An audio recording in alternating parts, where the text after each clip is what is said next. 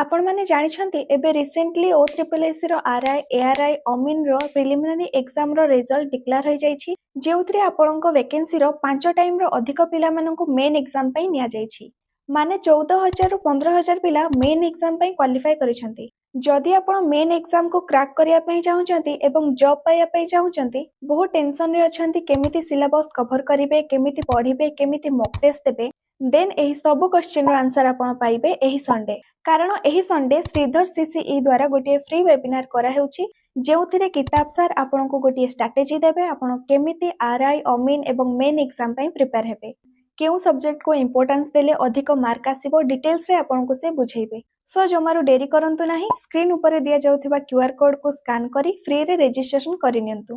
ता छडा लिंक बोली कमेंट कले मु आपन को डायरेक्ट लिंक टी सेंड करि देबी। आमो बायो रे मध्य लिंक टी पाई परिबे। वीडियो टी को निज संग मानक सह शेयर करि नियंतु।